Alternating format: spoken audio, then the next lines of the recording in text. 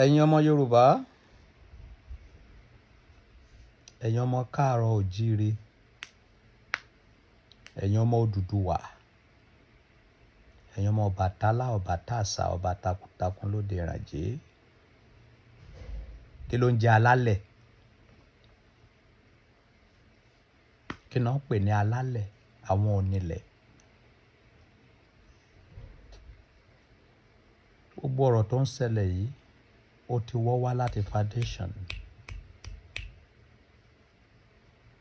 Ẹ jẹ́ ká béèrè lọ́wọ́ ara wa.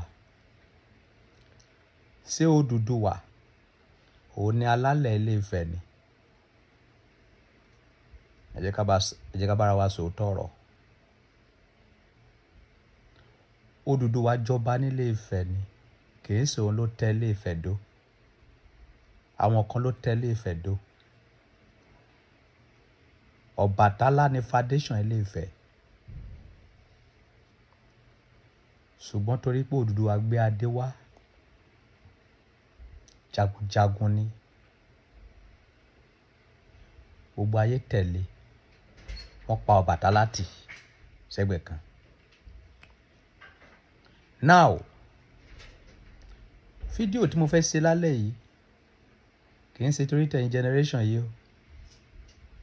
Torí tí àwọn ọmọ yín tí ń bọ̀ lẹ́yìn yín, torí ẹ̀yin generation eléyìí máa jà kú gbèrègèdè ni. Ẹ máa jà kú gbèrègèdè ni. Ẹ̀yin generation eléyìí kò sí solution fún yín mọ́. Ẹ máa jà kú ni. Torí ó ti wọ́ látòkè. Ó ṣeé ṣe kó di lọ́la kí ààyè láti gba orílẹ̀-èdè wa kó wáyé tẹ́ ń pè ní Yorùbá Nation. Tí ẹ bá sọ ní Yorùbá Nation, ẹ ò lè rí ṣe. Torí àwọn ọmọ akọ Oòduà kò ní gbà fún yín. Tí ẹ bá sọ ní Yorùbá Nation, tẹ́ bá sọ ní Oòduà Nation, ẹ ò lè rí ṣe. Torí àwọn ọmọ akọ Ọbàtálá tí Odùduwà bá nílé Ifẹ̀ kò ní gbà fún yín. Ẹ jẹ́ ká padà sọ́dọ̀ onílẹ̀ Orísun. Torí odò tó bá ti gbàgbé orísun máa gbẹ ni. A fi Ọbàtálá sílẹ̀, a ya tẹ̀lé Odùduwà lẹ́yìn. Gbogbo ọmọ Yorùbá. Orúkọ tí ẹ lè sọ Yorùbá Nation tó máa ṣe é ṣe fún yín láti gbà, tó máa kó gbogbo àpapọ̀, òun ni Ọbàtálá Nation. Torí Ọbàtálá ni foundation Ilé-Ifẹ̀. Kì í ṣe ọba náà máa ń pè ní alálẹ̀ o. Kì í ṣe ọba náà ń pè ní onílẹ̀ o. Ẹni tó tẹ ìlú dó náà ń pè ní onílẹ̀. Àwọn tó pinlẹ̀ṣẹ̀ ìlú, àwọn náà ń pè ní àwọn alálẹ̀, àwọn onílẹ̀. Kì í ṣe ẹni tó jọba sílùú o. Ó possible kéèyàn tẹ ìlú dó kó má jẹ́ òun ló jọba o. So ẹni tó tẹ Ilé-Ifẹ̀ dó kì í ṣe Odùduwà o. Odùduwà wá jọba nílé Ifẹ̀ ni o. Ọ̀dọ̀ ìtàn kan sọ wípé Odùduwà àti Ọbàtálá ló tẹ Ilé-Ifẹ̀ dó. Ìtàn kankan sọ fún wa wípé Odùduwà wá láti ilẹ̀ Mọ́kà, ó gbé adé wá. But ìtàn tó solid jù tí ò ní kọ́hu nínú, òun ni ìtàn Ọbàtálá, Ọbàtásà. Wípé nígbà tí Odùduwà máa dé, ó bá Ọbàtálá ló ń ṣe olórí wọn ní Ilé-Ifẹ̀. Ọbàtálá òun ni olórí, òun ni ẹni àkọ́kọ́ ní Ilé-Ifẹ̀. Ọbàtálá ló kó gbogbo àpapọ̀ kó tó di wípé Odùduwà wá, kó tó di wípé a bẹ̀rẹ̀ sí fún káàkiri. Tí ẹ ò bá ti sọ ní Ọbàtálá Nation, tẹ́ bá sọ ní Odùduwà Nation, wàhálà sì máa padà ṣẹlẹ̀. Àwọn ọmọ Ọbàtálá ò ní jẹ́ ká gbádùn. Tẹ́ bá sọ ní Yorùbá Nation, àwọn ọmọ Odùduwà ò ní jẹ́ ká gbádùn. Ẹ rò sọ́tún, ẹ rò sósì. Tí ẹ ò bá dẹ̀ lè sọ bí mo ṣe sọ yìí, kò tẹ̀ sí kò tẹ́ fẹ́ ṣe. Ẹ ṣe máa sọ náà nìyẹn. Because onílẹ̀ gangan, ìgbà yẹn lẹ lè pe alálẹ̀ tó máa dá yín lóhùn. Torí wípé odò tó bá ti gbàgbé orísun ó máa gbẹ ni. Orísun gbogbo wa pátá ọ̀dọ̀ Ọbàtálá ni o. Ọbàtálá òun ló tẹ ilẹ̀ Ilé Ifẹ̀ dó o. Odùduwà wá jọba ní Ilé Ifẹ̀ ni o, gẹ́gẹ́ bí ìtàn tó rìn jù lágbàáyé. Àwọn ìtàn kan náà sọ fún wa wípé Odùduwà àti Ọbàtálá náà ló jọ rọ̀ wá nígbà tí Ọbàtálá fẹ́ wá dá ilẹ̀. Ọbàtálá mọtí yó, Odùduwà ti lọ gbé níbi tálà Ọbàtálá ti mọtí yó, Odùduwà lọ gbé ọtí ẹ̀ ó dá ilẹ̀. Kó tó di wípé Ọbàtálá yó, Ọbàtálá yà sórí igi ọ̀pẹ. Kó tó di pé ó jí, Odùduwà ti lọ mú iyẹ̀pẹ̀ Ọbàtálá ó ti fi dá ilẹ̀ kó tó di pé Ọbàtálá jí.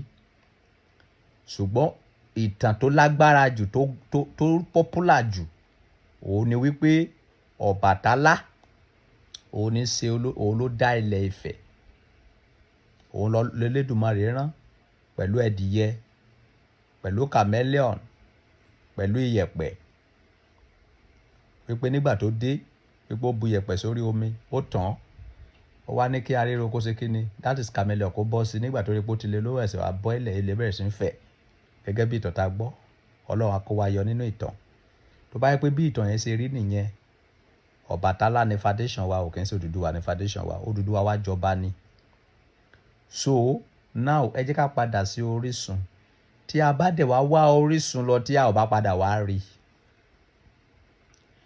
ẹ jẹ́ ká mú orúkọ kan nínú Yorùbá. Ẹ jẹ́ ká mú orúkọ kan nínú Oòduà. Ẹ jẹ́ ká mú nọ́mbà orúkọ kan nínú Ọbàtálá.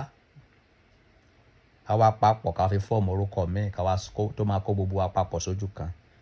Ṣùgbọ́n gbogbo kan tó fẹ́ kẹ́ gbogbo yín lọ mọ̀ ni wípé kò sí ìyàtọ̀ ilẹ̀ Yorùbá àti Nàìjíríà tẹ́ wà.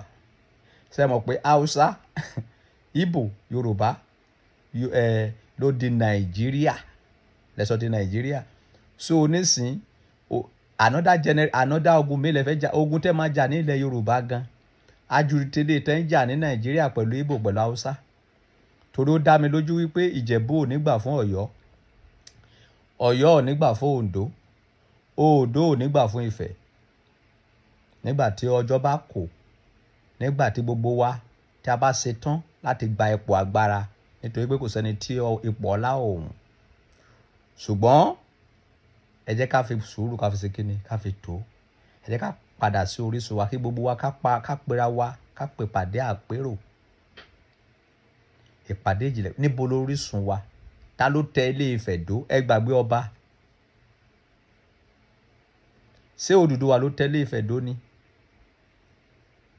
Ṣé Ọbàtálá ni? Ta lẹni tó tẹ Ilé Ifẹ̀ dó?